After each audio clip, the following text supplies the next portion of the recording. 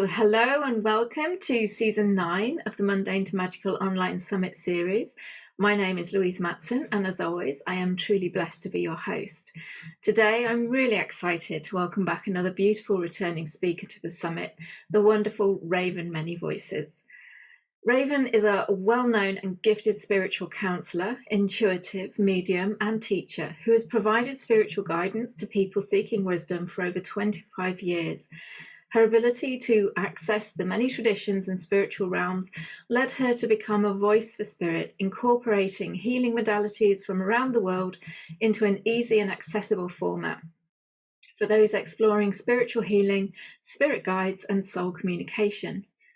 Raven is highly attuned to both the Ascended Masters and the Angelic Realms, as well as the ancestors and earth spirits, in the service of healing ourselves, our communities, and our planet. And she applies these teachings through writing, energetic and gemstone healing, spiritual counselling, online classes, and sacred ceremonies. Now, many of you have loved our conversations on previous seasons as Raven has brought through the energies of the dragons and the fairies. But it's also such a joy just to be in Raven's own energy field, as she has such a joyful and bubbly spirit, which is probably why the fairies and elemental spirits love to be shared through her work. Now, the topic of our conversation today is house blessings, creating a partnership with you and your house spirits. I know this has been said a lot over the last few years, but we truly are going through some powerful, intense times. And it's really essential at this time that we focus back on the basics of cleansing and grounding and managing our boundaries. So I'm really excited for Raven to share with us all how to connect to the spirits of our homes and other environmental spaces, as well as some easy practices to clear the negative energy and invite helpful spirits to bless our spaces. Now, I personally recently just cleansed my house fully as I was processing some physical symptoms that were lingering and felt the energy of my house had slumped and needed lifting to a higher vibration again. And I honestly do trust and believe in, as we do one thing, we do all things. So as we connect to our house spirits and work with them to cleanse and lift the energies of our external space, we're also connecting and lifting the energy of our internal space. So let's jump into the conversation. It's my absolute pleasure and honour to welcome you back to the show, Raven. Yay! Thank you, you and all your community. It's a joy to be here and right here in Beltane energy. Yum. Still dancing around the fire. Because you've been on the show a couple of times now, I think it's okay for us just to kind of jump straight into the conversation and the topic. Oh my gosh, totally. Whee! Of course, they're all lined up, all ready to chat with us today, the fairies, all the spirits and things, and just invite everybody listening to call upon all your house, your apartment, your dwelling, wherever you're at, your flat, and just ask all those angels, fairies, and beings to listen in, because not only is the message for you today, listener, but also to all your house spirits so that they can work with you more effectively. So we're going to kind of crack back the veil a little bit today, talk about portals, talk about elements, talk about fairies, talk about ooky spirits in our house, and hopefully get out the broom and the mop and do some cleaning, energetically anyways. Yay! Absolutely. I know we were just chatting before we came on, and I was saying that, you know, I'd been in a space of dealing with processing quite a few physical symptoms, and hadn't realized, and this is one of the things, we fall out of practice. You know, even Yes. Those of us that have been doing the work for decades, we fall out of practice and we don't realize how the energy has slumped in the environmental space that we're in. You know, we may be cleansing ourselves, we may be, you know, working on ourselves, but it's also the energetic space around us. And and that was really key for me, because it wasn't until I got the nudge to do a full house cleanse that the shift in the feeling of vibration, how I felt within the space, was really quite profound. So I don't know if you wanted to kind of jump in and just share about that, you know. Definitely. I think COVID, and COVID's dancing out this year. So it's really exciting to see so many local gatherings and people coming together again and Mm. all of that, which is amazing.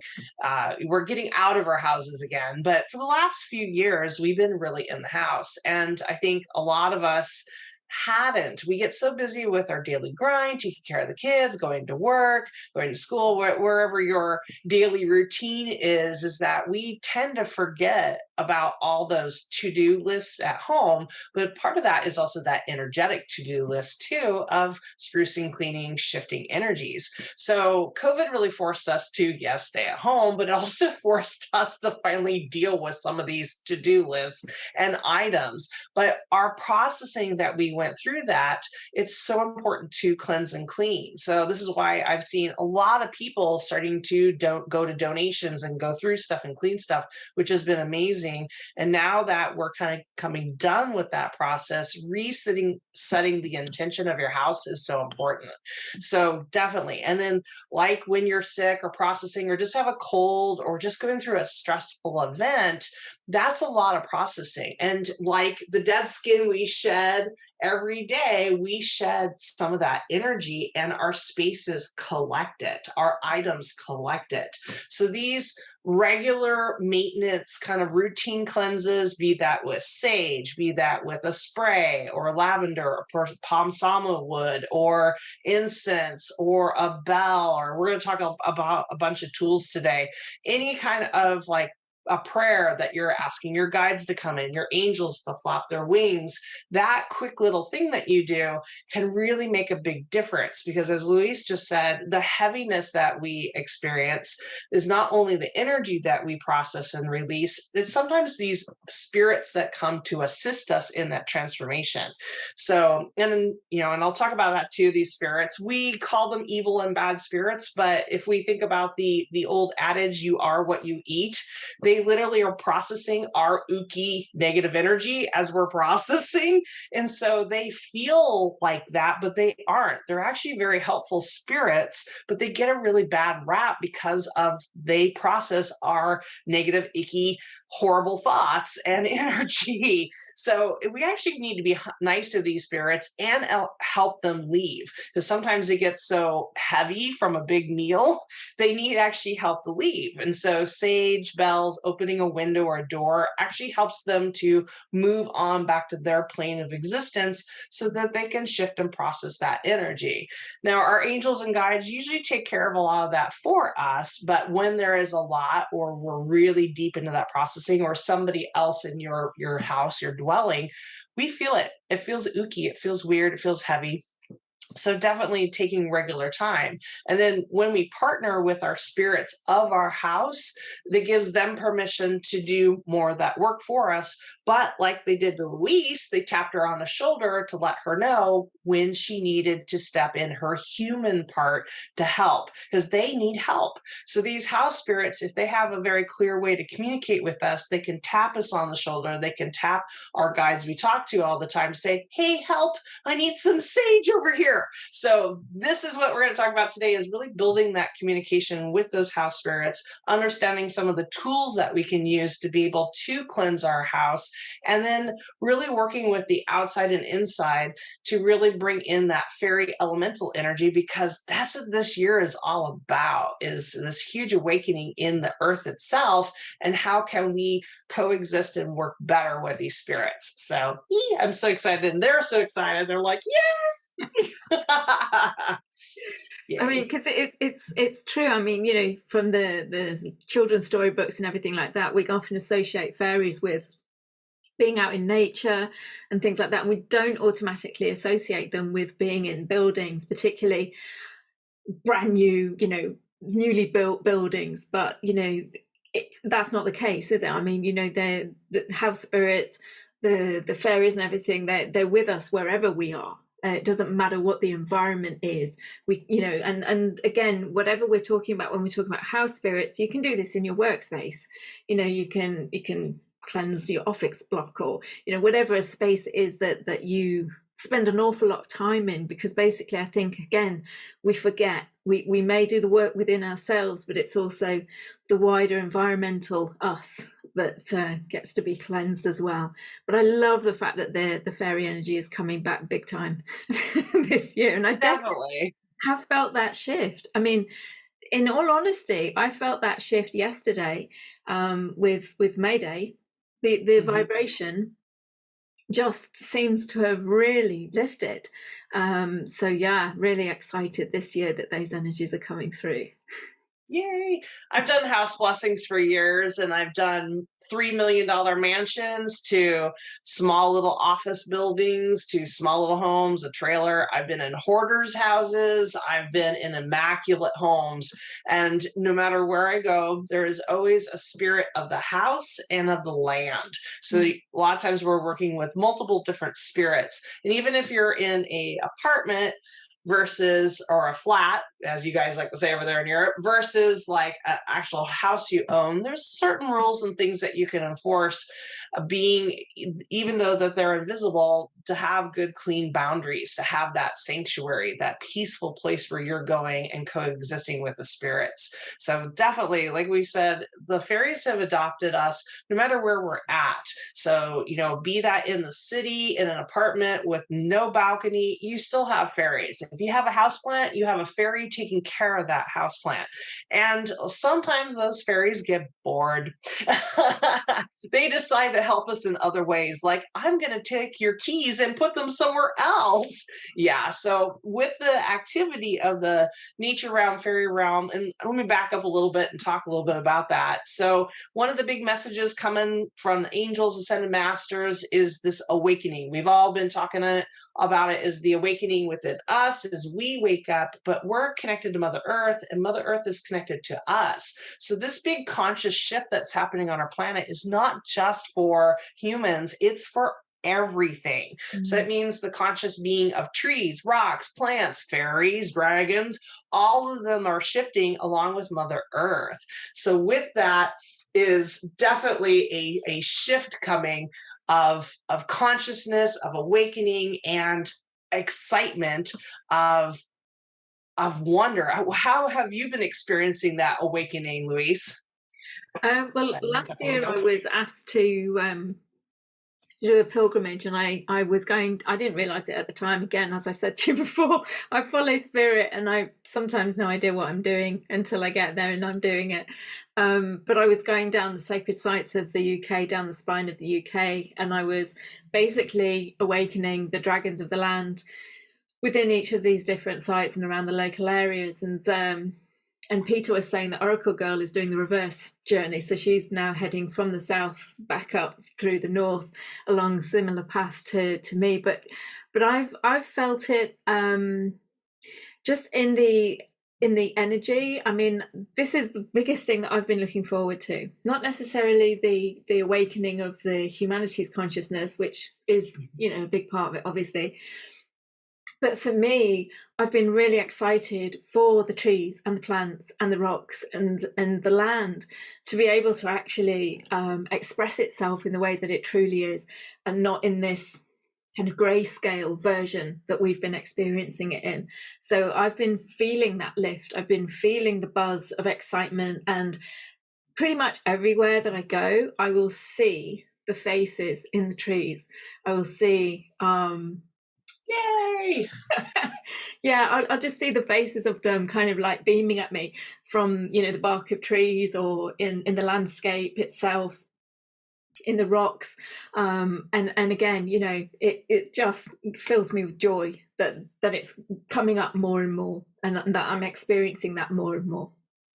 Well, and with them, presenting themselves, we got to remember it's not just them, awakening, it's them reaching out, wanting to communicate with us. So this awakening is all about communication. They want to work with us. We are part nature, and that's a big part of this awakening for all, is that we're all intertwined. We're all riding through space on this beautiful planet together. So there is this need and desire to connect, to communicate, to work with each other, and that's it. And we need to remember our dwellings that we're in are still made out of stone, wood, metal, which are part of nature. So the tree that's in the boards in your walls, what is a tree is still a tree, and that spirit's still there talking to you. The little house spirits, the little fairies that lived on that land before they plowed it to make your house, they're still there. So that tree, that rock, those bushes, those plants you bring in, there's fairies working with all of that, and they want to work with you because you're the caretaker. So you're the caretaker of that space. You are part of that environment. So by working together, so let's ask, why should I work with these spirits? Let me tell you, any of you gardeners out there that have to go take bindweed out or sticker bushes or Himalayan blackberries, they suck. But if you talk to the fairies and say, hey, I need to remove these from this section of the garden and put it in my compost fairy pile, those plants and weeds will come out 9 times faster. I guarantee. It's crazy. You have these spirits that, like someone just said, their spirits let them know when there's something wrong in the house. Yes, you have these house spirits, and they know when something electrical, when a plug's gone bad, and they'll get your attention.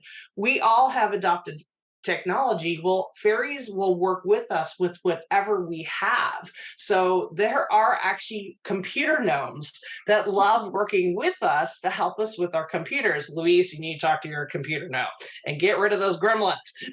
So these computer gnomes are amazing. You can actually, this is super cute. By my computer station here, I have a little gnome. So this is Bit. So they always have like little short, little funny names. This is Bit, and he helps me with my office here, my computer. And when I had my old computer, he told me, your power supply is dead.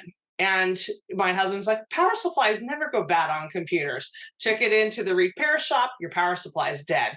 So even before I took it to the repair shop, I knew exactly what it was because Bit told me. So one of the things we need to remember, like any friendship, it's not about take. And we do that a lot from these spirits and guides, do this, do that.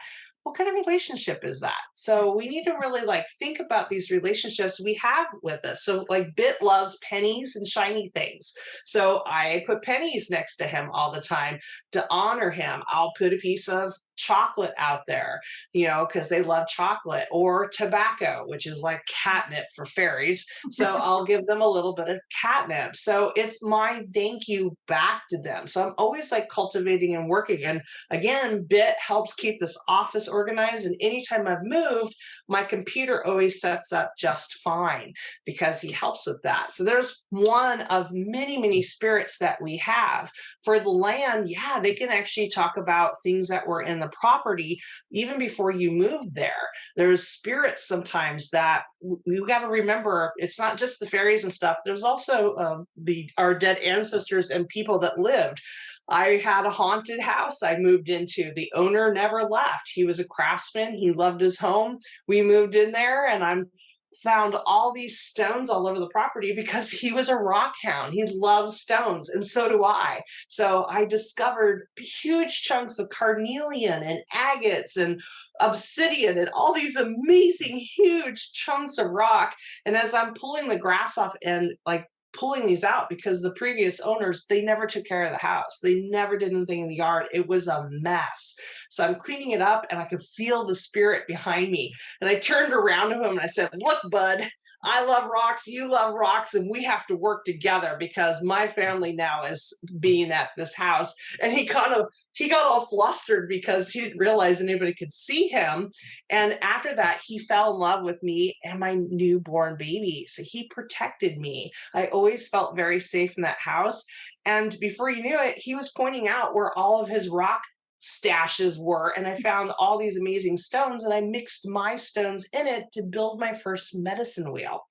So even though I've moved from that property, and that's the great thing, because I got to know Bill was his name, when we went to sell the house, I told Bill, I said, look, you are very particular. I want you to go find who you want to buy this house. I sold my house in half an hour. That's how fast it sold, because I put it to work. So the spirits, the angels, the fairies, all the different beings, including the ghost Bill, I put them to work and said, "Hey, go find someone to buy this house." They found an environmental scientist, major person who did environmental design work, and a landscaper, husband wife combo for their first house. It was a match made in heaven. Bill found the perfect people for his house, and we did that too when we moved here. So one of the free videos I sent you to share with the community is portals. So in your the tree that I do that video in front of is a fairy portal mound. So that's one reasons why I was very drawn to this property. So those of us that are, again, everybody listening to this, you guys are healers. You are basically shiny lights on the earth, and Mother Earth likes to move us around to certain locations. So if you ever get a nudge why you have to go visit this place or move here or move there, we're like acupuncture needles. Like, don't overlook the amazing ability of energy, because we have an ability to connect heavens to earth. And a lot of times the fairies and the different spirits, they need that energy. They need that flow, that light to come into that point on Mother Earth. So I was brought to this property to be a guardian for that fairy portal in the backyard. So I guard it and protect it. I bring my energy. It's a perfect match for my 50-foot medicine wheel, which is right next to it in the backyard. And then it connects with the local ley lines or dragon lines in this area, so that not only does it charge and help my energy of my medicine wheel and altars and things here, but my prayers then travel on those lines and connect to all those other sacred sites, so that it makes a web, a net of light, that we're all connected to all of our prayers. So again, there's so much going on that's kind of hidden, unseen, but we're part of it. Louise, you're part of it. You're part of that grid over there, connected to Stonehenge and Notre Dame and all these places, all these sacred sites we think of, like the pyramids and Stonehenge and all that. They all are nexus point or cross points within those ley lines. And those are big, big places. So think of 10 or 12 different lines all crossing in one point to make this super, super space, right? So that's Stonehenge. But anytime it's like a capillary or a vein or artery within you, you have places where they kind of come together and then go on a big main line. Our homes and places a lot of times are built on those capillary or secondary lines. And depending on the construction of our house or just the way our property is, we can have a portal. And those portals or doorways can be doorways to the fairy realm. It can be connected to the star nation. It can be connected just to help energy shift back and forth. There's even places that are a little bit kind of cooler, darker, which not dark is bad, but just kind of out of the way. And those are death portals. These are places where animals know that they can go and die, because their spirit can leave this plane to the other with ease and grace. So think of the mass elephant graveyards. They know those portals and they go there because they know they can let go of their body very easily. But sometimes we get these places in our properties where local pets and animals come to die. And that's a huge honor when you can be a guardian of that, because you are witnessing that beautiful shift of energy from life to death and back to life. Because oftentimes those areas, that's where all the birds build their nests, because they know the portal is a revolving door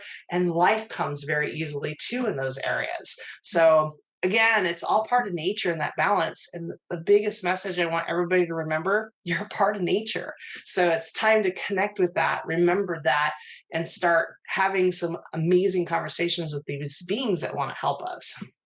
Absolutely, absolutely. There's a few people making comments in the chat.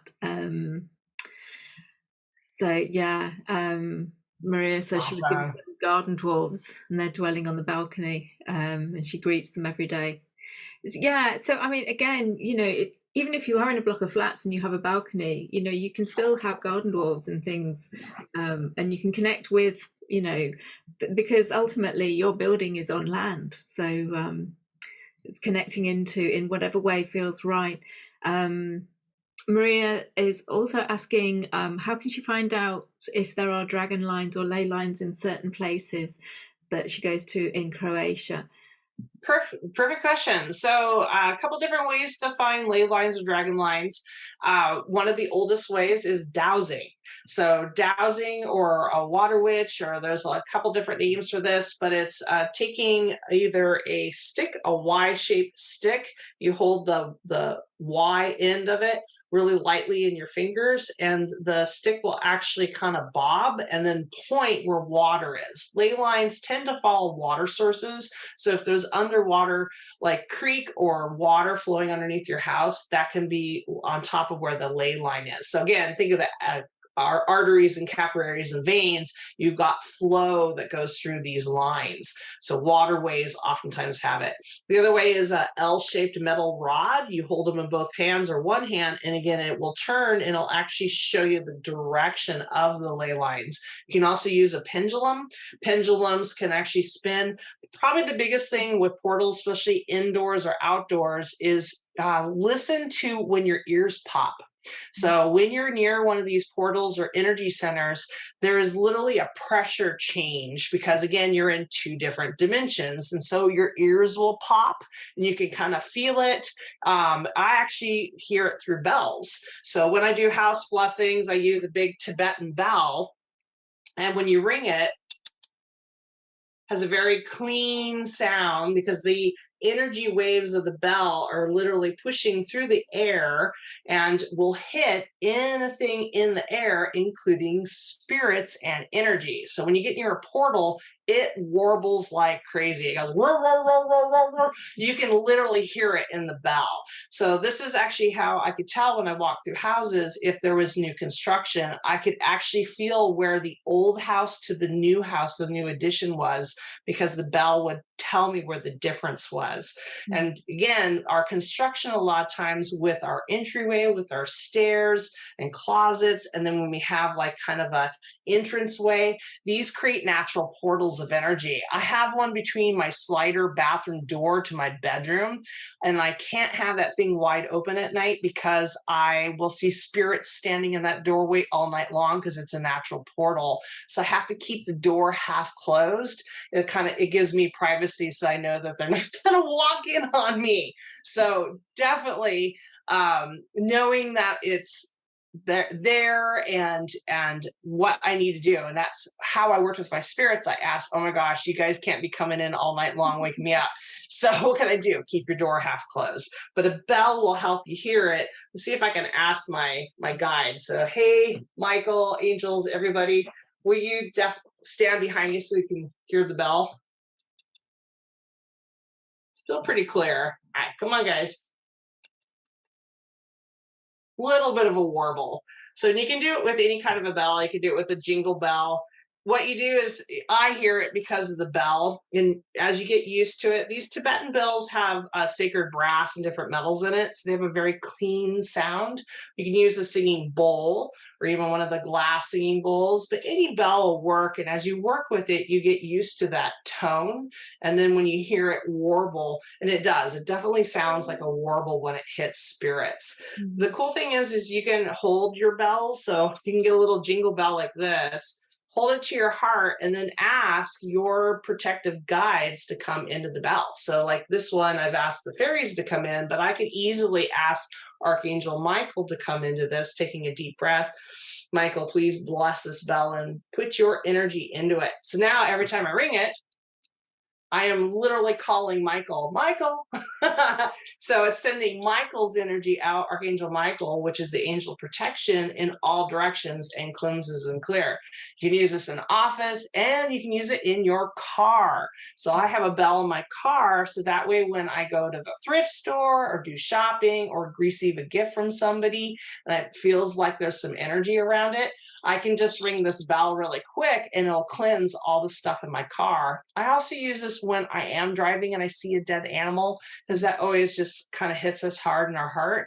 I can ring this and ask Michael or the angels or whoever I put in the bell to help assist that dead animal, to help move them on, to help their spirit. So again, it's a quick tool that we overlook, but it's so easy. And for all you practitioners out there, because I work with a lot of practitioners, and like Louise said, it's going back to the basics. It's setting up those boundaries, those little protocols and stuff we do to make our life easier. So the one reason why this bell is in here is at the end of the day, I ring this to clear my office. It tells all the spirits, all the guides, all the beings I've been working with all day long that the office is now closed and it's time to go back to your owner, because otherwise they hang out. So this keeps this office clear and cleansed. So I don't have to worry about that energy going out into the rest of the house bothering my family, but also it's a good protocol for me. So that way this space has been reset and ready for me for the next client. So again, these little simple protocols we do are huge. And when we get in the habit of it, then it's just something that we do. And it's great. This tells my family when I'm done too. They hear the bell, they're like, yep, she's done for the day. So this is great little things we do that really, really helps you with the space. Absolutely. And the other thing that I love is that, again, we don't always have sage around or something to smudge the space. We may have chest conditions or whatever, which means that you're not particularly wanting to have loads of sage smoke going around the space, or may live with people who don't like it. And that's been the case for me. So allowing yourself to be guided to use whatever. I mean, I've used crystals, I've used salt, I've used a sound, but also remembering that you're also a tool. And that's one thing that's been coming through a lot for me over the last few years, is that, don't worry if you don't have any of the paraphernalia. You can ask that your breath, and blow into spaces and things, and that you're full of spirit, you're full of light, and you're blowing, cleansing, pure white light, whatever you want to visualize, into the spaces as well. So, it's great to have lots of different options to cleanse spaces, because we automatically think, oh, it's got to be sage, or it's got to be Palo Santo or something like that, and I'm glad you brought that up, because a lot of people didn't realize we had some horrible wildfires that went through California for the last couple of years, and a lot of the places that burned was where white sage grows. So there's a huge white sage shortage in the world right now, because a lot of those farms and mountain valleys where it grows is burned. So we got to wait until those plants grow back.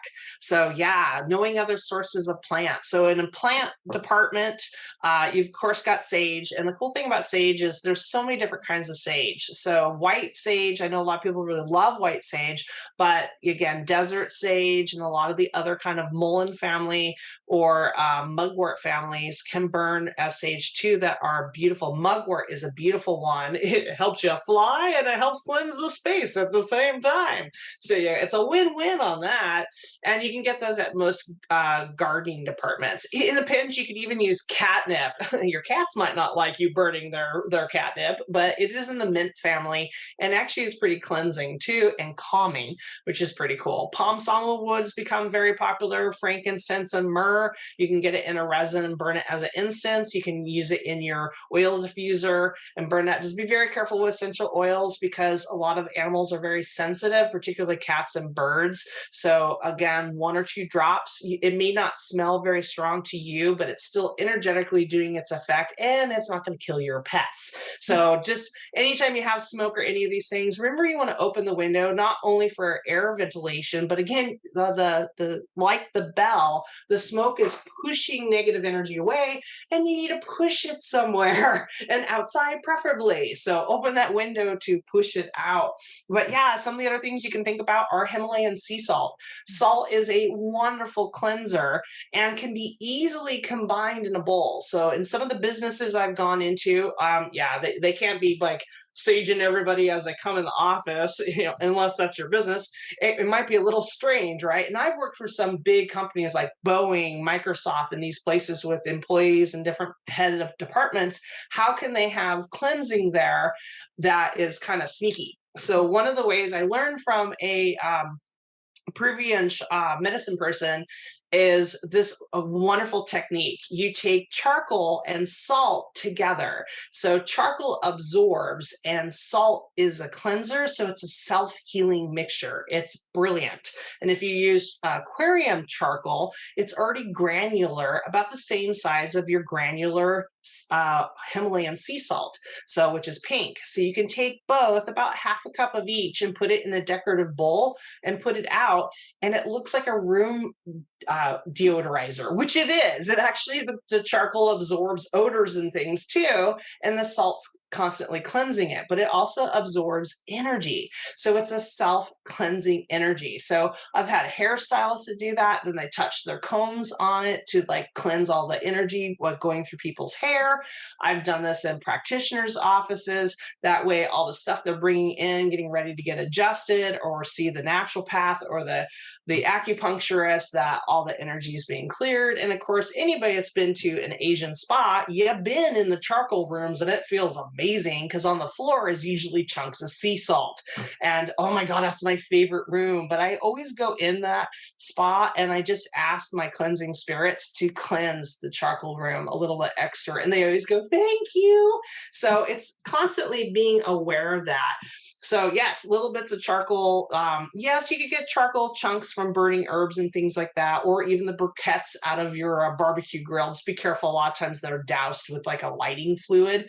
So getting natural charcoal or the charcoal that you use, more natural. That's why I like aquarium charcoal. It's very natural, refined, and high quality. You need it for aquariums, and it's not that much. You can order online, usually a big old carton of it for like a few bucks, $6, and then just mix it with your sea salt. That little combination can last you a year. It's just when it becomes kind of dusty and stuff, you need to change it out.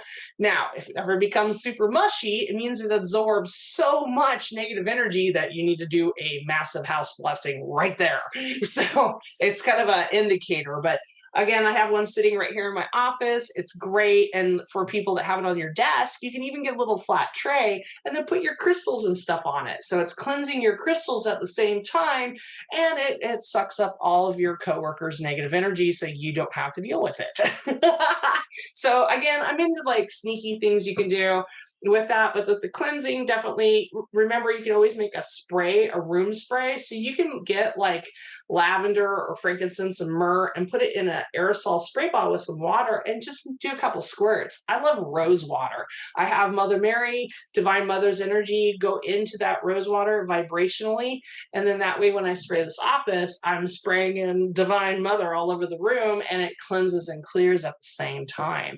So you can do it with sprays. You can do it with a wash. Next time you wash your floors, add some aromatherapy, add that frankincense and myrrh or lavender or sage right into the water, and then you're washing the floors and cleansing your house at the same time. Salt can be put into the corners. Camphor or kapoor is another one, which is amazing. It's used a lot in India. Holy cow, I love kapoor. You can get it in a liquid form, but you can also get it in a solid form that kind of looks waxy, and it's amazing. I used it for years. Kapoor or camphor has a way of literally absorbing and trapping negative energy and dispersing it. So one of the places I went to was some beautiful chiropractor family, husband and wife, and they were antiquers. They loved going and getting antiques, and they put it into the basement of their practice. And then they couldn't understand why all their staff was going crazy. Everybody was fighting with each other and people were super sick. It was because they had gotten some antiques from people that were dying and were negative, and all of that processing had gone into these items in the bedroom of this woman, and they all had bought it at an estate sale and was literally leaking out and making everybody sick. So I literally walked in the room and threw up. That's how bad it was. So I said, that needs to go in the trash right now.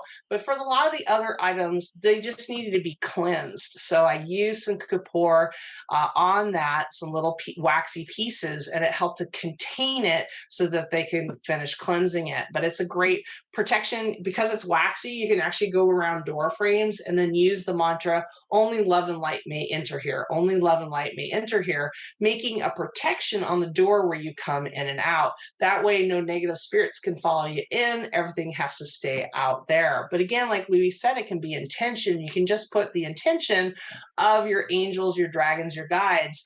Only love and light may come into this space. Everything needs to stay out there. And this is great, especially going into holidays, is usually when I spread this message, because we love our family, but their baggage needs to stay at the curb, and then it needs to go home with them because we don't want to deal with it. And that's okay. That's okay to put that message out there, that those negative entities, spirits and stuff, have to stay out there and they go away. This really protects our home and creates that sacred space. But again, it's about co-creating. So you're working with your spirits, with your guides, and using these different tools to help you. Again, there's also stones you can get, like citrine. As I said, Michael loves citrine. It's self-cleansing. It's literally liquid sunshine. It likes to be charged in the sun, but doesn't need to be cleansed. So this actually is a great cleansing stone. Having a chunk of citrine around your house can really help anchor in. Crystals can be that way too. You can put crystals in this room. I have crystals in all four corners, and they hold the intention to constantly cleanse and clear this room. So that way, as I'm working with people and they're releasing and crying and going through whatever they're processing through in the spiritual counseling, these crystals are holding that intention with the guides to cleanse this space. Of course, we all know about shungite. Shungite is really popular. I have a little pyramid shungite. Really helps with Wi-Fi electronics to help negate some of that excess energy we don't need in the human body, but also cleanse and clears the space. You can even get a piece of shungite and put it in the water to cleanse your water. And a little lesser known one is asbestos. So it's kind of dark. I'm trying to show it on the camera here. It has like kind of a blue sheen to it, but little chunks of red. It has garnet in it. And this takes high vibrational energy and makes it accessible for us, which is amazing. But it's a very, very good cleansing stone, and actually works really good with that shungite. So I have these right here in my computer room. That way I can be around the Wi-Fi, the router, and everything else that's in here and not be affected by it. But also, asbestos keeps you from getting distracted. So if you have a hard time getting distracted on the computer, having a piece of this nearby can help you and help with your spirits that are around you too, because it takes their energy and makes it accessible for you. ARF stone, ARF, VEDSONITE, asbestos. Someone was asking how to spell it. It's a mouthful. We just call it ARF stone for short, but you can definitely find this online, different sources and stuff. This is something I carry too in my shop because, oh my God, I love this stone. It's amazing. So definitely all you angel types and star types, this will help you with the fairy energy that's awakening and becoming very strong this year, because you need to get more grounded to really access that energy. So stones that help you, like apophyllite, asbestos, different ones like that, to help you take high vibrations and bring it down here onto the earth. Seraphinite would be another one that'd be good. It's kind of a greeny stone. That'll help you guys to be able to be a little bit more grounded. And of course, any grounded stones will help you. And again, a stone can just be a stone you find outside. Oftentimes the fairies, that's why they're throwing them at you or putting them underneath your toes. They're trying to remind you need to get grounded. And sometimes the stones want to come inside with you. They want to help you. So if you're stumbling over a rock before you pick it up and throw it in anger, ask that stone if it wants to come inside. Your fairies may need that, and that stone may need to come in for you to help you ground. And then through that grounding, that'll help you talk to your fairies and house spirits better. But that's a bunch of different ones. Don't forget, rattles really help. And then one other tool I have sitting in front of me, you didn't know it was going to be show and tell today, did you? This is one of my favorites. This is an evil eye. Don't get hung up on the name. It's really old. It's one of the oldest charms we have from Phoenician times. And the eye is supposed to reflect back envy, jealousy, and all that. So if anybody has neighbors that are could be better. You pray for them often to evolve. I have a few of those. Fences make good neighbors. An evil eye can really help you. You can hang it in the window or on a door, and it reflects all their jealousy, their pettiness, whatever it is they're cranky about, back at them. So that way it's not coming into your home and heart. And you can even wear it personally or hang a charm in your car. So any kind of road rage or anything like that, it would reflect the road rage back. So these little charms and things like this, they've been around forever for a reason. And just find the one that you're drawn to. And again, very affordable. You can get these on Amazon. You can get them online in different places. And holy cow, they make a big difference. I have one that's really cute with like a butterfly and stuff. I have it hanging by my front door, and everybody's like, oh, that's so cute. And I said, yeah, it keeps away all the telemarketers and weird people that come to my door, because they come and look at all my stuff and usually turn around and leave. It's awesome. So that's the practical tool side for spirits. Really, again, and that can be statues too. So I have, different Kuan Yin, Buddha, Mother Mary. I have all kinds of statues up front, which drives all the people coming to my door crazy because they have no idea what religion I am. Yay! But any of those are guardians. So they, yes, bring peacefulness, connection, love, and all that, but they're also protectors. So wolves, dragons, bears, any of those kind of, even cutesy statues. When you get a statue, how to make it a spiritual guardian is you hold that statue and ask your bear totem to go in that statue. So I have a big blue cat, and I've asked my jaguar to go in there and pay attention and protect the property. So my different statues I have are not just garden statues. I've invited the spirit guide to anchor inside of them so that the dragon, the bear, the wolf all have that guardian spirit I work with in that statue that's guarding the property. So my medicine wheel has a lot of guardians on it, even a giant ceremonial buffalo skull that refuses to come back inside. So those are all my guardians, but they guard the property. And don't be bummed if you have any dead animals. I have neighborhood cats that love to hunt the birds in my yard and have brought me lots of treats. Holy cow. I have a whole entire garden section that's just dead animals from all the neighborhood cats.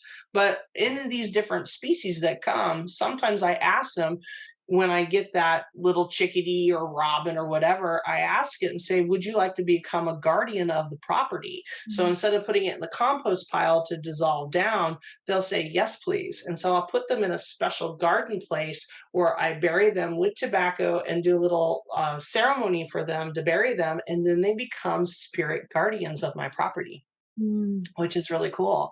So I've got a heron, an owl, and a bunch of other stuff over there that, I harvested that feather or tail feather they wanted me to keep. And then I buried the rest of the bones in that special section. And now when I look in spirit on the roof of my house, I can see that owl, that heron, that chickadee, that robin, all sitting up there. And they talk to the spirits of other animals that come. So I know that sometimes spirit animals will come. Sometimes animals will come to die. So we had a very sickly crow, and the parents brought the crow to me because they knew I could help move it over. So he died, and it was very sad to watch him die that day in my garden.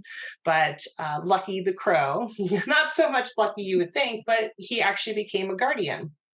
So he's also in that garden plot too.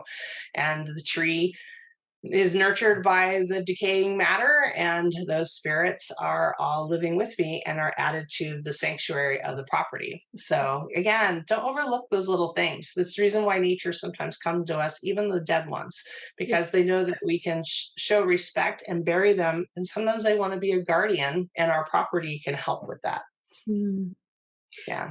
Dustine has put a question in the Q&A. So please feel free to type your questions in the Q&A or in the chat. And she said her question is not so much on the home, but on the self.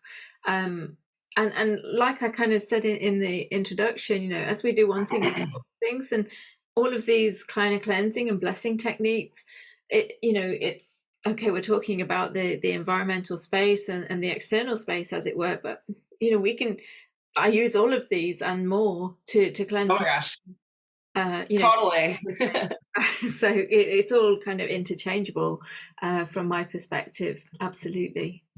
Oh my gosh. Well, speaking of that, there's actually a system. So, all of us are very familiar with feng shui. So, the placement of things in our home to bring good energy. And feng shui literally means the energy of the dragon. So, our feng shui is where our house is. Like, you don't want to be at the butthole end of the dragon of your house. That would be horrible.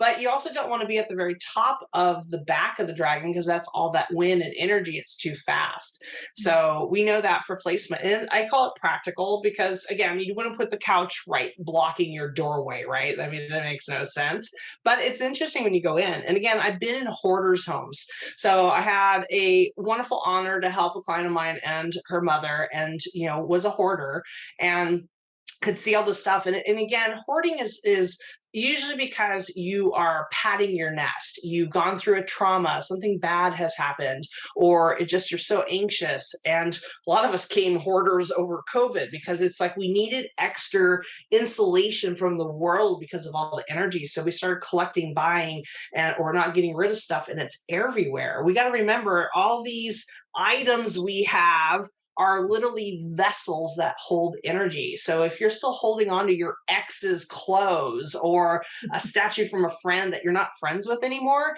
it's holding those memories from that friend, from that ex, and you're literally holding that in your house. Ew. Like you're giving free rent to your ex. What are you doing?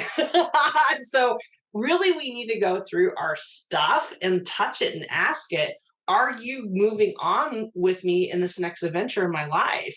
Does this bring me joy? If you haven't been looking at something for 3 years, why are you holding on to it? And yes, we always go, well, I might need it. Really, really, do you need it? Because a lot of times the old things we're holding on to, there's like so much better stuff out there. Or it's like, again, is the certain kind of tool that you would use for this one and only project, are you really going to do it? Because we're all notorious of holding on to tools, holding on to weird old appliances. Like, when's the last time you used your Star Wars themed waffle maker? Really? So, do you need it or can you let it go? By getting rid of it, and trust me, I know when I moved from my smaller house to this is actually a bigger house. I got rid of 65 carloads of stuff. I want you to wrap your head around that. 65 carloads. I kept track. And Michael just kept telling me, be ruthless, get rid of it. But in the old place, everybody always gave me everything and I kept it, all of it. I felt like this weird obligation I should keep everything that anybody gave me. And people just would dump all their stuff on me constantly. And then the natives tradition, we have giveaways. So when we have a ceremony or healing, like you just went through a big healing event, you would do a giveaway blanket. So you would put that blanket down with items that are nicely used and you give it away to the tribe, you give it away to everybody else. And there's no reason why we can't do that too. Have a giveaway event where you invite all your friends, you bring all your spiritual things. Because when we go through huge processings like you being sick or COVID and stuff, we get cards, we get crystals, we get pendulums, we get all these spiritual items, and then they just sit in a box because we only used it during that process. Holy cow, people. I'm guilty. This closet behind me is totally chock-a-block full of it. And that's what I did last year. I realized a lot of these items I'm done with. So I did. I got tables. I had an event. We all came together and we traded. It was great. It's like I gave away a whole entire table's worth of stuff and I came home with a cool lamp. Woohoo. So, you find the things you need, and then some of the stuff that really helped you can go away. Like I had a friend of mine who painted me this beautiful parrot painting when I had cancer. And it was amazing. It really helped me through that healing process. But when I'm done, every time I looked at the painting, all I could think was cancer. So that was one of the items I put on that table at this one event. And this gal walked right up to it and went, oh my God, this is beautiful. I have to have it. She was starting her chemotherapy the next week. So the item found who it needed to be next. But in that tradition of feng shui, we forget that with feng shui, it's not about just moving our stuff. It's actually talking to those items. It's really linking into it and seeing if that vibration, that energy is current with us. Now, the other lesser known way of home arrangement is called Vishnu. Vishnu is the equivalent of feng shui, but from India. And I love Vishnu because it's the opposite of feng shui. So if it doesn't work one way, it will work the other with placing items. But Vishnu is what Louise is talking about, which is more focused on the body. So each room of your house is connected to a different part of your body. So if you want to get rid of what's in the trunk, clean your basement, clean your garage. That's where we store all the extra stuff in the trunk, in our belly, our fat and stuff. Those are our storage rooms. So if you want to lose weight from those areas, you actually clean your garage. And it's crazy. Yeah, it's hard work cleaning the garage. So yes, you'd probably lose some weight, but those are storage areas. If you're having a hard time with your digestion, clean your bathroom, because that's your digestion where you're eliminating and releasing. And if you want to work on your diet, clean your kitchen. Your kitchen is that food, that intake in the hearth of the home, or the fire of the home. So, and then bedroom, never put family pictures in your bedroom. Do you really want your family, relatives, and your grandparents watching you while you're having sex? No, but I can't tell you how many people, when I do house blessings, had all their family pictures on the walls. And this one guy's like, yeah, it's weird. I'd have like my boyfriend over and then he wouldn't want to be in the bedroom. I wonder why. So that's why it's called a family room. You take all those pictures out and put the family out there. Your bedroom is like the bullseye or the heart of the home. So if you really today want to make a change of energy, start with your bedroom. Start with that bedside table. Start with that space right there. By resetting the energy there, really thinking about what crystals you're sleeping next to or what you have there will help reset the energy of you, because that's where you spend the most time, 8 hours every night, give or take. That's where you spend a lot of energy, is in the bedroom. So your bedroom should be first and then radiate from there and making that cleansing and changing. This is also where you want to put your most protection. So ask your guides, your angels, to surround that bedroom and to keep it quiet. And all the fairies that keep stealing your jewelry, you have to tell them to behave themselves. So it's like, trade them. It's like, okay. And I've been doing a lot of fairy work this year, and sure enough, some of my earrings went missing. So I traded them. I said, I have this piece of chocolate. I'll give you Easter chocolate. I will give you this piece of chocolate with a shiny wrapper on it if you give me my earring back. Found it the next day out in the middle of my driveway. I'm going to have to do that because, one of my earrings has gone missing. So I'm going to have to give them. So a lot of information there on Vishnu and stuff, but definitely keep that in mind with your house. Like the front of your house is what you show the public, and the back of your house or your backyard is your private life. So think about what your front of your house looks like. Where's your junk drawer? We all have a junk room or a junk drawer. Where is that? Because that could be where you're storing junk or energy in your body. So, that houses are a huge map for our soul and our own physical bodies. So if you're having some issues, having some problems, like your mind is all cluttery, well, is it cluttery upstairs in your house or in your storage space up there or on the top shelf of a closet? Because that's all the thoughts and storage. So when we organize that, it organizes this. It's huge. And again, the spirits of the house, dark corners, water heater closets, things like that, storage areas are where these spirits like to collect and hang out. It's usually where we're storing memories. So again, going through and making sure you're getting rid of the items or memory stuff that you don't really need to carry anymore. And again, we carry those memories in our heart. We really don't need those physical items. So if you really need to let go of someone out of your life, get rid of their items, get rid of that, donate it, give it to someone else, have a giveaway so that you can make space. And again, it's huge. The universe hates voids. So one of the things that Archangel Michael told me when he was really helping me with those 65 card loads is that for every one thing I bring in, 3 have to go.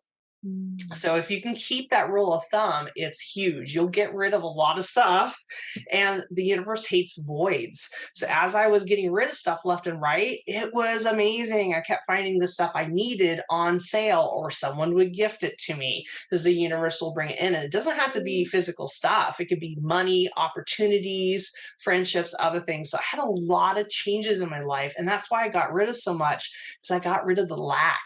It was so weird. My stuff was holding in the lack mentality. So as I got rid of that and we shifted homes, I got rid of that. My whole life changed. My whole perspective changed. My business prospered because I could let go of all the stuff I thought I had to pad me.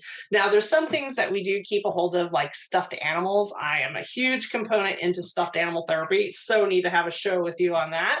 So stuffed animals, again, you can have your spirit guide go in there. So I have a little bear stuffed animal I love that my mama bear went into. So when I hold that just holds my heart. I love it. And my inner child's very happy. But these are another items that could be cleansed because, again, they're processing and doing a lot of work. And that's why sometimes the fairies take things from us, a stuffed animal, an earring, things like that. Even our car keys, because they're trying to delay us because Michael said, hey, car accident, don't let them go. So again, the fairies are working with our other guides and oftentimes are giving breaks to our favorite stone or earrings because we put some of our processing in there and they're cleansing it for us. So definitely these borrowers or fairies or different spirits, they really do sometimes have their rhyme and reason, and sometimes they're just punks. I'll admit it. Sometimes they're punks. I like your pruners. I'm not giving them back. Fine. So yeah, so sometimes we need to do a trade. And remember, especially when dealing with the fairies, remember the number one fairy, Mother Earth. So if you are having a problem with a fairy who's being a little too mischievous, I had a 3-foot fairy that liked to ride my cat like a mechanical bull. And it was horrible to the point where my cat would not come downstairs because he was terrified of her. So I finally had to ask Mother Earth, will you please talk to Sammy, the fairy, and explain to her why riding the cat is not a good thing? And that finally got the cat to come down and eat. But someone else had mentioned their dog is looking at something and barking. And yeah, this is this added energy right now with all the fairies moving around doing stuff. And what are they doing? They're awakening the earth. They're actually pulling up ancestral stuff and past life stuff and the elements to help make this huge new earth shift. So to do that at a very physical level, they have to churn up all the energy under the soil coming up. So not only are our houses being very active with all these spirits, the land that your house is on is being really active. So again, you may notice stuff inside and also outside. And some of these spirits are needing help. They're like, please bring in the elements. Please light a candle or spray some water in this area, or don't touch that part of the garden. Let it be wild this year because it gives a home for the wild fairies. So, as you're doing your meditating, tune in and see what these different requirements are and be open, because sometimes it is the weirdest request. I need chartreuse over here. I don't care if it's a flag or a piece of paper. It just has to be that color. Okay. So sometimes it's a color or a wind chime or a stone or a prayer or plant catnip over here. I'm like, well, that's going to make all the neighborhood cats happy. Sure. So they will tell you what they want. But again, when you do it, the energy shift that happens on your property, either outside or inside, is phenomenal. And as you said, the cleansing you did, you could really feel the difference, right? Absolutely. Yeah. Everything shifted. And it was palpable, it was immediately afterwards. And I tend to use at least 3 different forms when I do a full-on cleanse.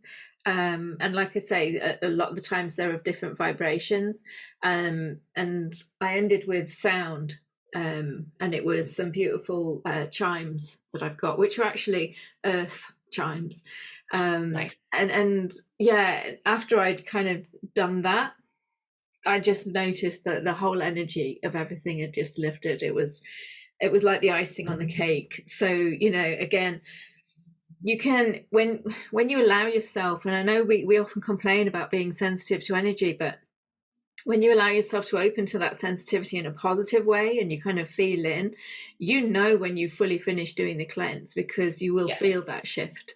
If or even when you leave. A lot of times I do house blessings because, again, we get so used to the energy. I always tell homeowners, leave and come back.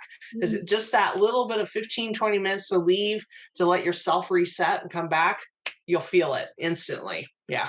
and include everybody. With my house blessings, I was on TV and interviewed by a local show here, and it was a producer for the show Evening Magazine, and they've been trying to sell their house. So a lot of times some of these big homes would have me come in, real estate agents would call and have me come in and help.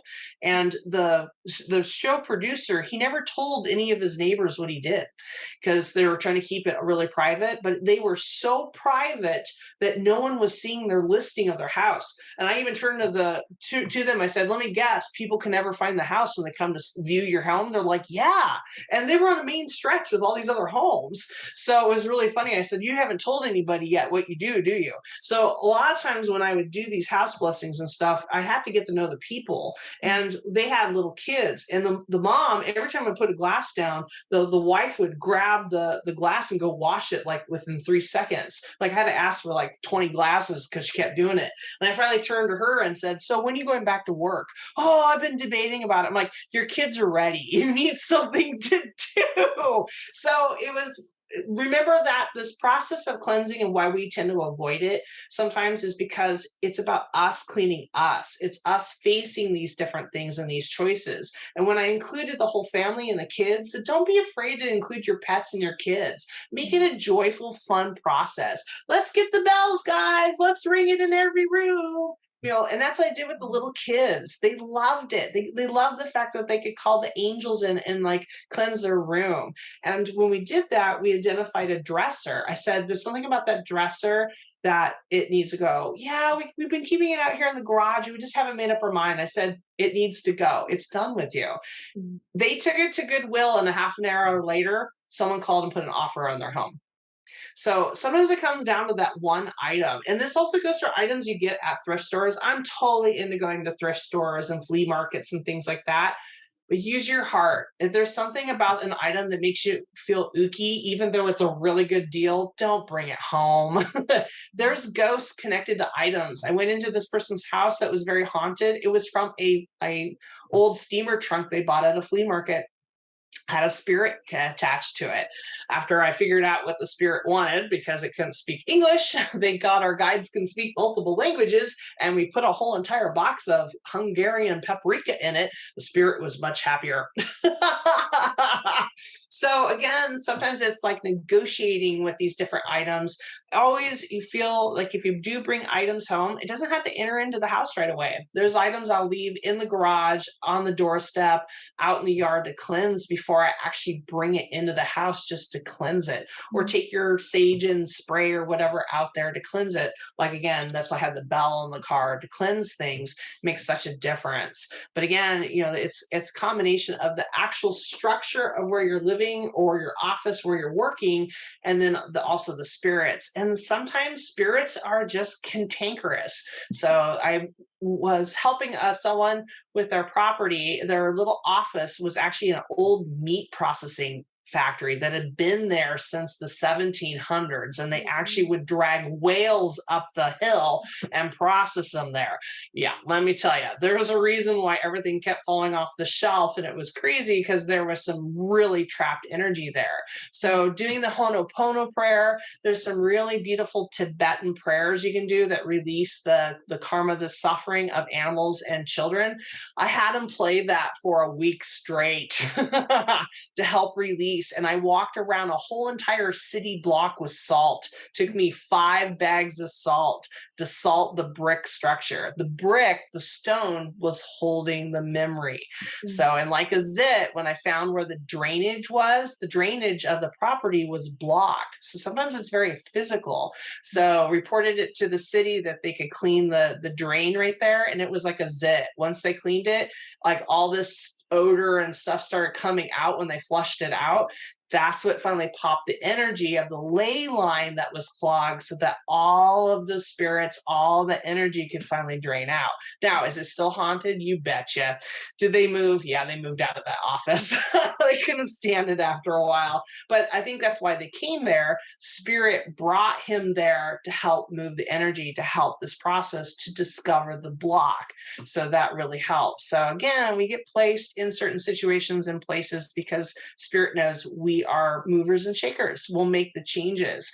So stop looking at everything so negatively, like, why is spirit punishing me? No, spirit knows that you're a warrior and you can handle it and you can help bring the change there. I moved into an old drug dealer's home, had no idea that it was a drug dealer's home next to us in this duplex. They brought us there because we brought the light. We cleaned the 15 garbage cans of bottles and other stuff out of the bushes and cleaned up the whole property because they knew we could, because we do the work. So again, if you're in a apartment, it's kind of crazy, or a flat and you got neighbors that are kind of crazy, you are a force of light and calmness, and thank you. You are helping clean up that energy by being there. So again, call in those spirits, call in your helpers, know that you're anchoring in the light and you're making a big difference. Absolutely. Martha has just written, can Raven please tell me who my house spirits are and how they can help me? And I just want to kind of come to that on a kind of general level. So I know we've spoken about, the fairies and the spirits of the land and things like that, but just to really clarify, like when we say like connect with our house spirits, are we kind of connecting generally with the different spirits of the land and the spirits of the house, or can we connect on a more kind of intrinsic personal level? Oh my gosh, definitely. I found that there was always two spirits. So you'd have a spirit connected to the land. And yeah, there's lots of different spirits of the land, but you'll usually have a representative. So you might have one. So like, for instance, that tree I mentioned, which is a fairy portal, that tree is a dryad and literally like looked at me, my family, and went, yep, you'll do, and loved us when the house went on the market. So that tree is kind of the main one in charge. And then in my gardening department, I have a gnome that comes forward that I work with, who's helped lay out my gardening and helps kind of talk to the other plant spirits when I need to do weeding, which is pretty cool. And then the house itself can have one or multiple guardians. So I actually have 3 guardians that sit up on my roof that guard my property: Grim, Ook, and Shidazar. So Shidazar is an old Persian word for winged lion. So Shida, and then Zar is his name. So he actually came from another property. So when we were house hunting, we put offers on house and the offer would fall through. And it wasn't because we were supposed to get the house. It was because I was supposed to find this guardian that needed to come home with me. He was bored. He didn't have anything to do. And he liked us so much that we actually had that house guardian come with us. Isn't that cool? So anytime we would look for homes, I'd take a stone from that property so I could connect with that new land and see if it was the right one. Zar came with that stone. So that's another thing with moving, is use stones. Have all your helpful house spirits and beings. They need a piggyback. They need to piggyback on something. So get a stone from your property and ask all those helpful spirits. So when we moved into this house, to our old property, I had a big rock, and that was the first thing I moved into the house. With that was all my house spirits and guardians that helped to set up this house. But with the house guardians, yeah, you have a deacon. It's an old name for a steward or a protector or caretaker, is deacon. So you may have a house deacon. And for anybody in a rentable flat or apartment, sometimes that deacon spirit is for the whole entire structure, for multiple ones. So, and those are always good spirits to negotiate with when you're renting. Renting can be a little challenging because you don't own the property, you're renting the space, but you can still work with that deacon or spirit of the whole entire structure to protect your home and even your car out in the parking lot. So again, it doesn't just your home, it can extend out to your car. And then trust whatever name comes forward. Sometimes, they'll look angelic or spiritual or big ball of light, in that meditation. And I'm happy to do a quick meditation to help everybody kind of tune into their house spirit, their guardian spirit. Because once you know that angel, spirit, fairy, whatever form it wants to show itself, then you can start working with them. And they can also give you heads up of maybe some stuff they need done to the house within reason. I know ours was our faucet this morning in our kitchen. It blew up. So yeah, so they can give you a heads up of maybe what needs to be fixed or done or added for protection around the home. So happy to do that. That would be great, actually, because Maria's said, I mean, obviously, the last lady was saying, you know, how does she connect in with hers? Maria was saying she's got noisy neighbours upstairs. She's already tried to ask the spirits to help, but possibly if she connects in with her house spirit or guardian, then that might be able to resolve the issue as well. So it would be great if you were able to do just a quick. Yeah, totally. Let's do a little quick one because I know that everybody is really curious to see. So I'll do a quick guided meditation. And again, you don't have to be at home. So if you're at work or in the car listening to this, no worries. You can connect into your space because again, everybody knows their home. Your home is where the heart is, right? So we're going to use that old adage to help connect into our home. So if you're in that space right now in your house, I just invite you to take some nice deep breaths. And let your heart synchronize with this space that you're asking about, be that your house, your flat, your apartment, or even your office. Just really connecting with that space by visualizing yourself, feeling that energy as you take some nice deep breaths. Ground into Mother Earth. Feel that spring green color coming up through your feet, your legs, all the way to your heart. Feel Mother Earth giving you a nice big hug. In that energy, feel love, accepted, and grounded. Going to call Archangel Michael, the angel of protection, one of our number one go-to angels to help us with house blessings and cleansings. We're going to ask him to come and stand by our side to help us today. And anybody else that you want to call, any guides, spirits, angel, Mother Mary, a fairy, a dragon, an animal, anybody else you want to call right now, call them to your side. Perfect. Now feeling your house, kind of visualize all the rooms, the space, the front of your house, what color is your house. I want you to feel that in your mind, get an image of your house, your space. We're going to ask specifically for inside house spirit. I ask please to the dwelling, to this home, the space that I call home. I ask for the governing spirit, the deacon, the caretaker spirit to please come forward and reveal itself now. Taking a deep breath, letting that energy approach you.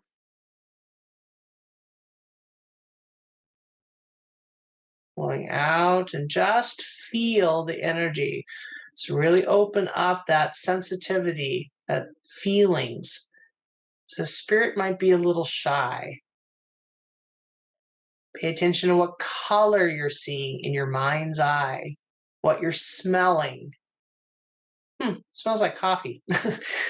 What smell do you smell? Is it a certain aroma from your house? A certain taste? Maybe it's a sound, a knocking, a clicking. If it's a certain feel, do you feel little goosebumps on your arms?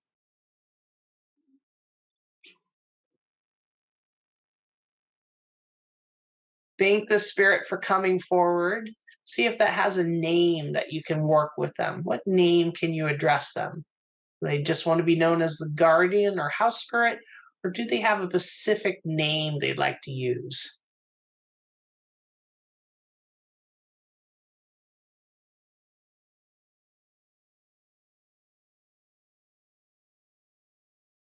Any messages or something they'd like you to work on? What is their big message to you?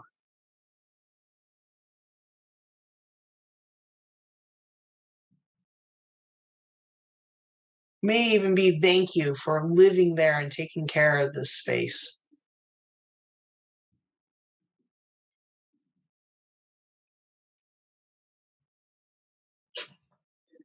What's an offering or something you can give back to this beautiful spirit? How can you make their life a little bit easier? Do they need a candle lit from time to time, or an offering of chocolate or food or tobacco? Do they want like a little charm, a little house charm, or a certain stone. Trust whatever pops into your mind.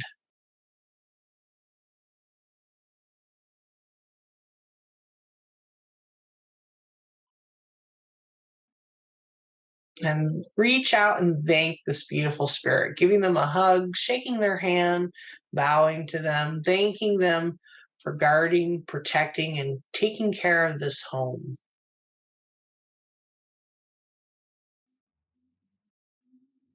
Know that you can connect to this spirit at any time. You live here, so they will reach out. So ask for a way to communicate. How would they like to communicate with you? Through meditation, through a wind chime that they can ring to get your attention, a couple stacked stones that they can knock over to let you know that they have a message? Or would they like to just pass their messages on to one of your main spirit guides, Archangel Michael, Divine Mother, Dragon, Fairy?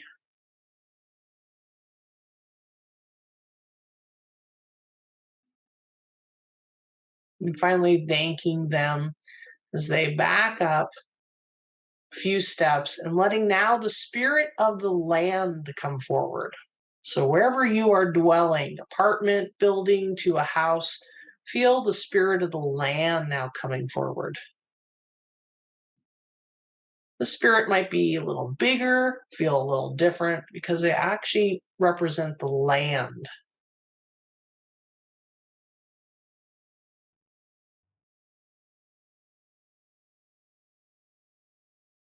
Watch as this land spirit comes up to give you a big hug and thank you. You are a huge force of light and healing, and they're thanking you for all that you do. Your processing, your healing, your prayers are helping this land spirit. And that's why they brought you there, to Mother Earth, to help heal the land. Watch as your house spirit and land spirit join hand in hand, working together with you now. See, even the dog agrees. Yay! Finally, feel Mother Earth coming forward. You are a beloved son or daughter, wonderful being on this planet.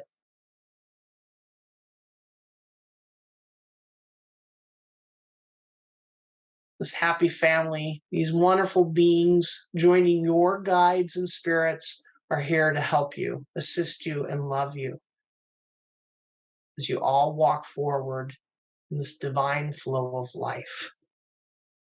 Thank them, this connection, knowing you can come back at any time as you come back to yourself, wiggling your fingers and toes, allowing the energy to integrate at a physical level, at an emotional level, at a spiritual level, and a mental level.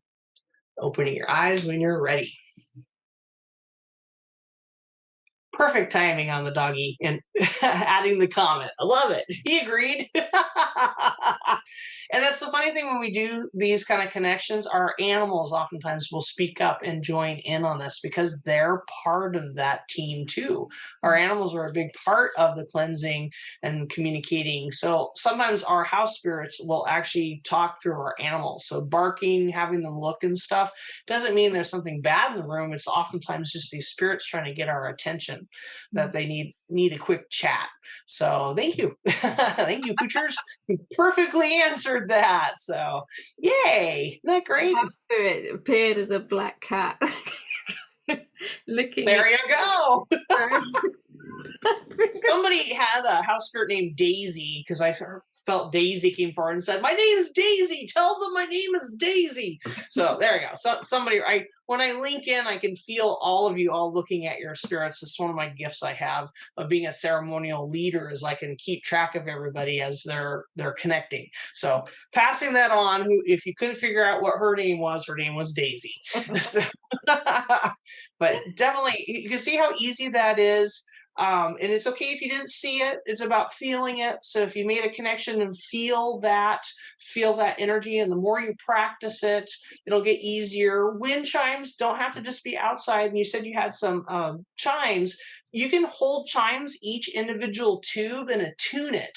So when it rings for love, protection, laughter, or harmony. So you can actually do that. And one of the bells I have is an old metal clangy bell, and it's a communication bell. So I have it hanging in a front tree, and they will ring it when people are coming onto the property. So I know, that's why I looked out there, because I could hear the clang a little bit earlier, and it told me. And sure enough, about 2 minutes later, Amazon showed up with my package. So it's a cool way for them to communicate, because like you said, we get busy doing stuff and we forget.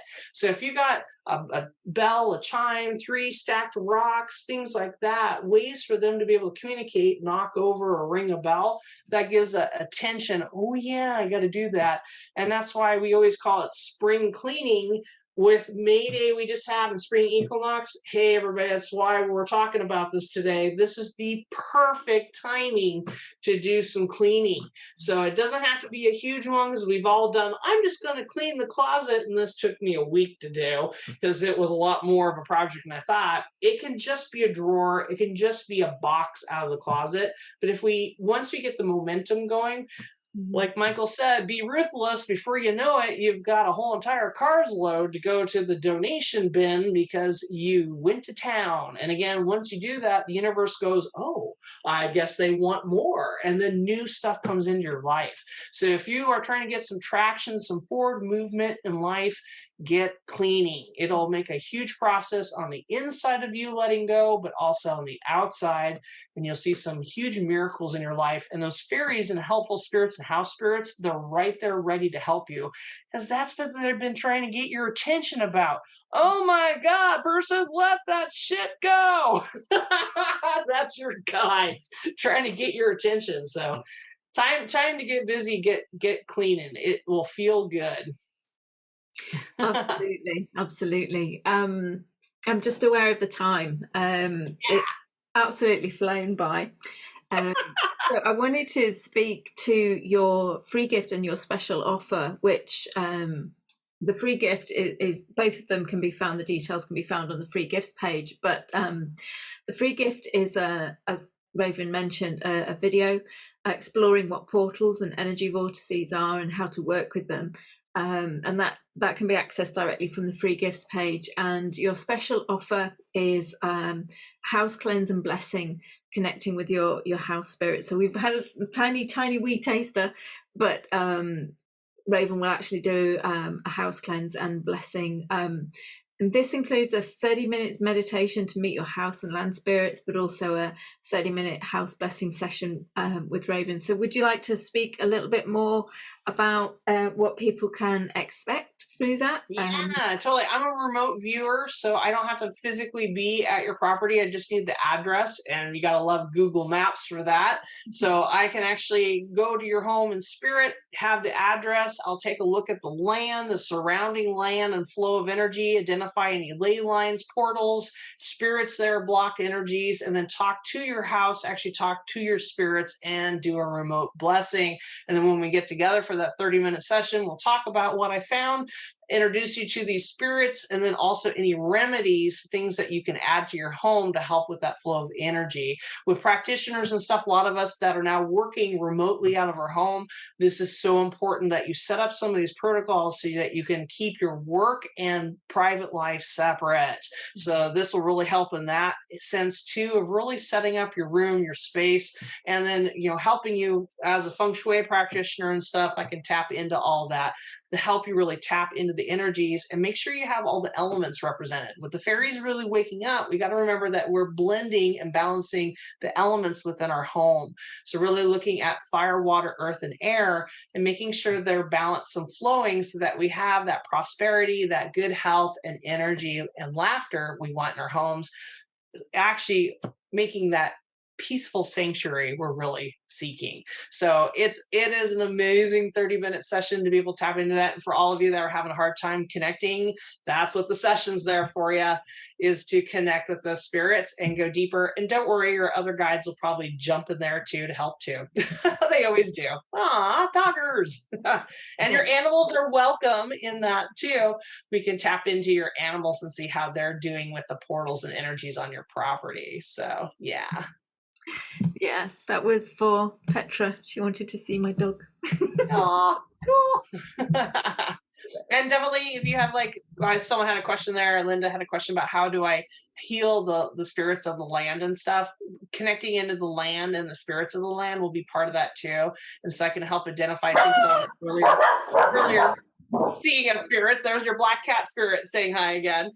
So we'll definitely see how we can help the animals get along with our spirits. But like someone mentioned earlier, some Viking grave site on their property. So we can definitely negotiate. So as a medium, I can negotiate some of those spirits on your property and be able to put to peace, or maybe how to shift the energy, or what you need to physically do to help shift the energy of the land to bring that healing. So again, my great offering back to everybody. Make this affordable and easy to connect with. And I really believe in doing this work. And so let's work together. One of the questions is, how can I be a healer of the land and of the space? This is how you do it. You connect with these energies, you be a voice for spirit, and you do these physical things. You are part of this environment. You are part of these spirits, this team. So include yourself, and use that meditation we did for free today to help connect with those spirits, because you are a huge healer. And as we all do this, we are a big part of this big shift on this planet. So thank you, everybody that connected with this today. And again, thank you, all my guides. Thank you, Michael, everybody that helped, because they're all here helping too. So yay. Absolutely. So yes, thank you so much, Raven, for joining us. It's always such a joy to have you on the show, and thank you to everybody who managed to join us live. To anybody who wasn't able to join live or came in halfway through, don't worry, there is always a replay. I get the audio replay out immediately. Unfortunately, technical stuff has meant that I haven't been able to live stream it onto YouTube tonight, but as soon as it's uploaded, I get the video replay out, but the audio is available pretty much straight after the call, so don't worry. So it will go out, and it will be available on the upcoming calls page, the replay page on the website mundanetoMagicalLiving.com, but it's also on my YouTube channel. And I send an email out to everybody who's on the list, who's registered for the summit. So there's many different ways to access the replay. So don't worry if you've missed part or all of this call. And again, this information, it's so pertinent. And it doesn't matter how long we've been doing this work. I mean, like I say, I completely forgot to cleanse my space. And it wasn't until, after I'd been processing my illness for quite some time that, I got that nudge. I got that nudge from spirit to say, you need to do a full-on cleanse. And it was like, okay. And for me, the way I work is I always say, okay, well, how does that look? Because I don't just assume it's going to look the same way every time, or I don't assume that it's going to look the same way in every space. And again, you're asking, you're putting that call out, even if you don't know the name of your spirits, or you haven't connected directly yet. Just put that call out. How does this space want to be cleansed? And it may be intention, it may be light, it may be salt, it may be any of the many different ways that Raven spoke about at the beginning of this call, and just go for it and enjoy it. And that's the thing, bringing that joy into the process of cleansing. And again, even if it's just clearing your cupboard, knowing that you're cleansing that space in doing that. So such a wonderful conversation to be had at this time in particular, after what we've all gone through, and what we're continuing to go through with these incredible times that we're in. So I absolutely loved this call, Raven. Thank you so much. You're so welcome. It's always a joy to be on air with you, Louise. I love working with you and all your spirit guides, and your community rocks. Thank you, everybody, for listening today, supporting, oh my gosh, all this, and being healers, being lights of the world. Thank you. Thank you again. So it's mundanetoMagicalLiving.com. All in one kind of thing. But if you're registered for the summit, it will be on the email. If you're not, my YouTube is Lou Matson. So all the details can be found there as well. So don't worry. So thank you. We're going to bring this conversation to a close. Thank you so much, Raven. And I look forward to connecting with you again and having another completely wonderful chat about something else that feels perfect to bring through. For everybody else, there isn't a live call tomorrow. It's pre-recorded, so that will be available on YouTube early in the morning UK time. And again, an email will go out with that link. And then the next live call is on Thursday with David Farrell. And I'm really excited, but he doesn't know yet what's going to be coming through to be spoken about. So I can't give you any details because I don't know. But it's going to be about quantum plant consciousness in some way, shape, or form, because he's very much connected to the plant kingdom. So I'm really looking forward to that, but it's going to be a surprise for all of us. So thank you, everybody, for joining, whether you're joining in the replay or whether you're joining live. So much love to you all. Go with blessings. Go with all of the love in my heart and Raven's. And I look forward to seeing you all again soon. Take care, everybody. Bye.